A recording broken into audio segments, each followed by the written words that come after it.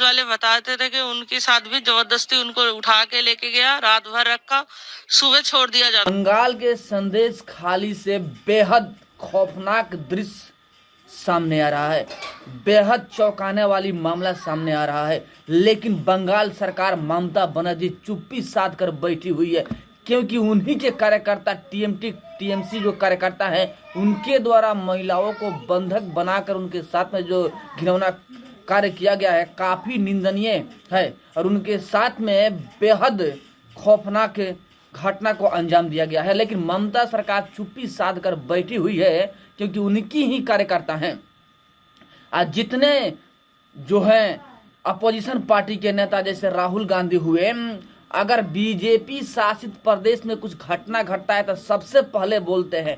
मणिपुर में जब घटना घटा था सबसे पहले वहां पे जाने का कार्य किए थे, आप बोल रहे थे। लेकिन बंगाल में जो घटना घटा है, इतना खौफनाक घटना, उसमें एक बार भी नहीं बोले हैं राहुल गांधी। ना ही वहां पे जायजा लेने गए हैं कि आखिर घटना क्या घटा है। यहाँ तक कि बंगाल की हालात यह है कि अगर कोई जा रहा है वहां पे, वहां की जो संदेश खाली की जो महिलाएं हैं, उनकी बात सुनने के लिए, जानने के लिए हकीकत कि आखिर बंगाल में चल क्या रहा है, तो बंगाल पुलिस जाने नहीं दे रही है। ना ही तो बीजेपी को जाने दे रही है और ना ही किसी महिला कार्यकर्ता को। लेकिन राहुल गांधी जैसे लोग शांत बैठे हुए हैं, तेजस्वी यादव जैसे लोग शांत बैठे हुए हैं, एक बार भी बोलने का कार्य नहीं किए हैं। ये लोग सिर्फ कुर्सी के लिए मरते हैं, कुर्सी के लिए कुछ बोलेंगे, बीजेपी पर निशाना साधेंगे। लेकिन जहां पर किसी के साथ में शोषण हो रहा है, घिनौना कार्य को अंजाम दिया जा रहा है, वहां पर नहीं बोलेंगे, क्योंकि वहां पे उन्हीं का सरकार है, तो बोलने की कोई चांस ही नहीं है। फिलहाल बंगाल की मामला बेहद संगीन और बेहद गंभीर है, क्योंकि वहां पर राष्ट्रपति शासन का मांग किया जा रहा है। वीडियो के शेयर अधिक से अधिक कीजिएगा ताकि सबको जानकारी मिल सके कि आखिर ये नेता कर क्या रहे हैं, चुप्पी साध कर क्यों बैठे हैं, आखिर बोल क्यों नहीं रहे हैं। परिस्थिति गंभीर है। ममता सरकार चारों तरफ से घिरती हुई नजर आ रही है। बहुत ही बड़ा हादसा हो चुका है बंगाल में। टीएमसी की सरकार है बंगाल में और टीएमसी कार्यकर्ता द्वारा कार्यकर्ता का ही रेप किया जाता है, यौन शोषण किया जाता है।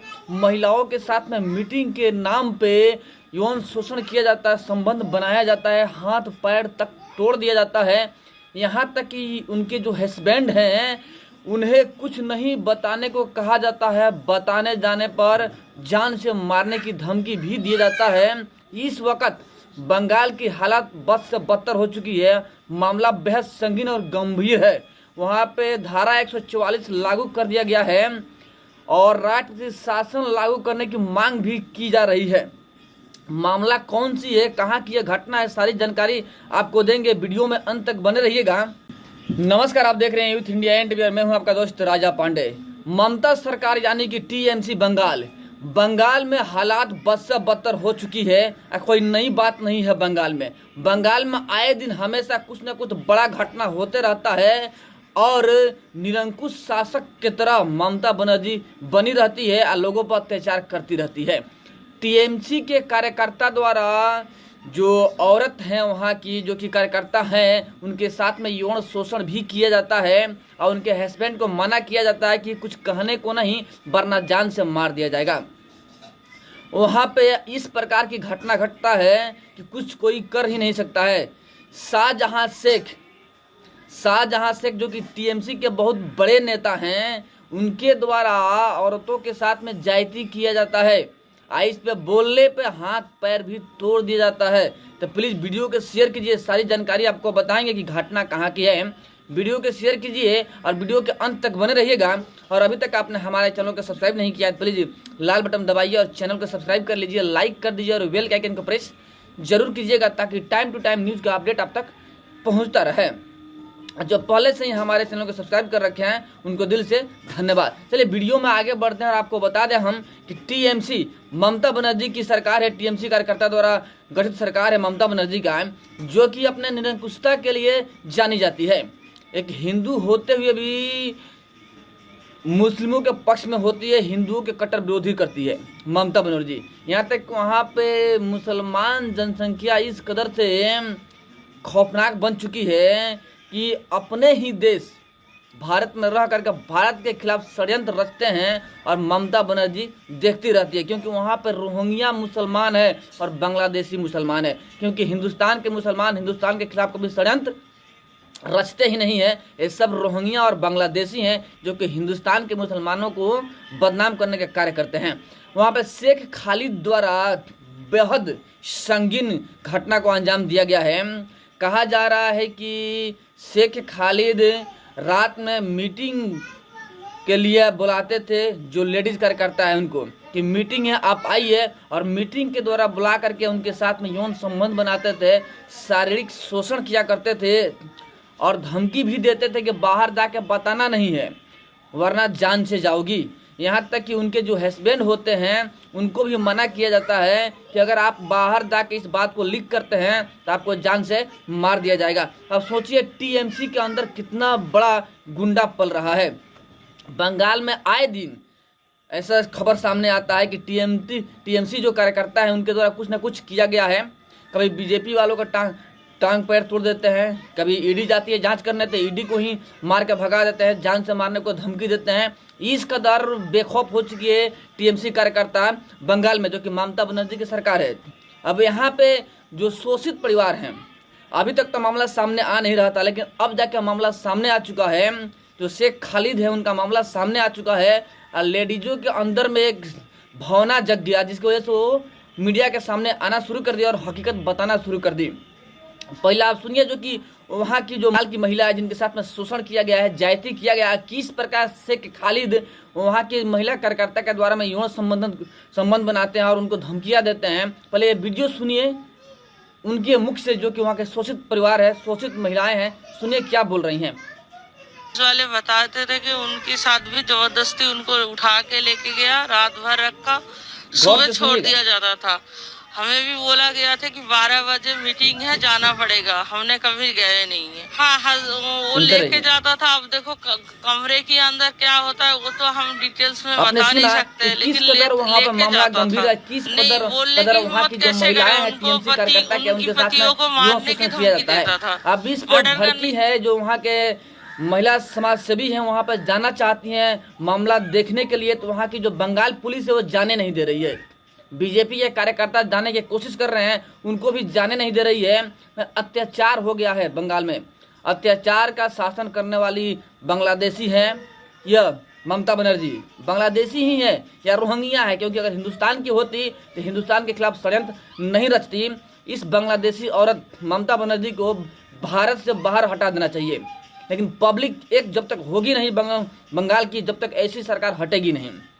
फिलहाल वहाँ मामला इतना गंभीर है कि चारों तरफ छावनी में तब्दील कर दिया गया है। आज चारों तरफ बंगाल पुलिस छाए हुए हैं। आज जो भी महिला समाज सेवी जा रही है पता करने के लिए, हालात जानने के लिए, तो उन्हें जाने नहीं दिया जा रहा है। वहाँ पे बीजेपी कार्यकर्ता को रोका जा रहा है, आगे बढ़ने नहीं दिया जा रहा, हालात को जायजा लेने नहीं दिया जाता है।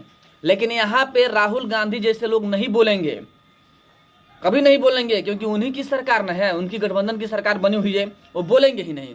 यहाँ पे जो जितने बोलते हैं ना, बीजेपी शासित प्रदेश में कुछ घटना घटता है तो सब जितने भी विपक्ष हैं सब टूट पड़ते हैं, लेकिन यहाँ पे जितने विपक्ष में हैं वो सब शांत हैं, क्योंकि उनके ही कार्यकर्ता टीएमसी जो कि इंडिया अलायंस में मिली हुई है, वहाँ पे भारी घटना हो गया है तो कोई नहीं बोलेंगे, सब गुंगा बन चुके हैं। राहुल गांधी हो, कपिल सिब्बल हो या बड़े बड़े नेता जो भी है, तेजस्वी यादव हो, सभी के सभी गुंगा बन चुके हैं। कोई एक बार भी नहीं बोल रहा है कि बंगाल में ऐसा घटना क्यों घट रहा है, औरतों के साथ में जायती क्यों हो रहा है, ममता बनर्जी की सरकार क्या कर रही है, इनकी सरकार को गिरा देना चाहिए, राष्ट्रपति शासन लागू कर देना चाहिए, ऐसा कोई नहीं बोल रहा है। सबको सांप सुन गया है, सब गुंगा बन चुके हैं, बहरे हो गए हैं, सब देख रहे हैं मगर बोल नहीं रहे हैं।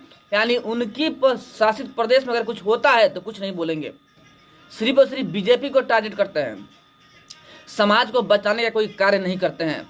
बंगाल का मामला बेहद संगीन है, तो बेहद गंभीर है। चारों तरफ पुलिस छाई हुई है, कर्फ्यू लागू हो चुका है और जो छोटे कस्बे के लोग हैं वो सब मांग कर रहे हैं कि वहाँ पर राष्ट्रपति शासन लागू हो। अब बंगाल का हालात इतना बद से बदतर हो चुका है कि वाकई राष्ट्रपति शासन लागू करना बेहद जरूरी है। अब यहाँ पे चाहिए कि जो पीएम नरेंद्र मोदी या प्रधानमंत्री, उनको एक्शन लेना जरूरी है, क्योंकि देखिए जब मणिपुर में घटना हो रहा था तो यही लोग हैं विपक्षी, राहुल गांधी हो, तेजस्वी यादव हो, वगैरह वगैरह जो भी हो, चाहे MK स्टालिन हो, ये सभी लोग बोल रहे थे, तंज कस रहे थे बीजेपी को कि वहाँ पर अत्याचार हो रहा है, घोर अत्याचार हो रहा है, लेकिन वही घटना बंगाल में हो रहा है तो कोई नहीं बोल रहा है, सब शांत पड़े हुए हैं, क्योंकि उनके द्वारा स्थापित सरकार जो है वहाँ पर यह घटना घटा, इसलिए बोल नहीं रहे हैं। यानी बीजेपी को सिर्फ इनको बीजेपी के नीचे दिखाना ही होता है, ना कि समाज की सेवा करना होता है। नेता के नाम पे यह सभी के सभी कलंक है, क्योंकि ऐसा घटना जहाँ भी घटे वहाँ पर सभी नेताओं को एक होकर के समाज को बचाने की कोशिश करनी चाहिए। यहाँ पे ममता बनर्जी अत्याचार कर रही है, उनके खिलाफ एक्शन होना चाहिए। अब चाहिए PM नरेंद्र मोदी को कि तत्काल वहाँ पे जाए, वहाँ का जायजा ले और बंगाल में राष्ट्रपति शासन लागू करे और वहाँ की सरकार को गिरा दे, क्योंकि राष्ट्रपति शासन बेहद जरूरी है। तो बंगाल में राष्ट्रपति शासन लागू होना चाहिए और वहाँ के सरकार को गिरा देना चाहिए, तब जाकर ममता बनर्जी को समझ में आएगा। अब ममता बनर्जी जैसे सरकार को उठा कर जेल में डाल देना चाहिए, क्योंकि उनके समय में ही हमेशा बहुत बड़ा बड़ा घटना हो रहा है। ED को जान से मारने की कोशिश किया गया था, लेकिन पुलिस कुछ नहीं कर पाती है। क्यों? आखिर क्यों डरती है? आखिर PM नरेंद्र मोदी इतना डरते क्यों हैं ममता बनर्जी से? कोई कड़ा एक्शन क्यों नहीं लेते हैं? बेहद जरूरी है कड़ा एक्शन लेना। देखिए बंगाल में हालात यह है कि अगर कोई जुलूस निकल रहा हो हिंदुओं का, वहाँ पर पथराव हो जाता है, फिर भी पुलिस कुछ नहीं कर पाती है, ममता बनर्जी के इशारे पर नाचती रहती है। अब चाहिए कि जो PM नरेंद्र मोदी हैं वही कुछ कर सकते हैं। जब तक बड़ा एक्शन लेंगे नहीं, तब तक इन जैसे नेताओं को अकल ठिकाने पर नहीं आएगा। अब चाहिए कि ममता बनर्जी को उठाइए और जेल में डाल दीजिए, तब जाके समझ में आएगा। बट हमारे पास जो खबर था हमने आपको बता दिया। अब इनके बारे में आप लोग क्या सोच सकते हैं कमेंट में जरूर बताइएगा। फिर मिलता है आपसे बड़े अपडेट और बड़े न्यूज़ के साथ में। तब तक के लिए जय हिंद।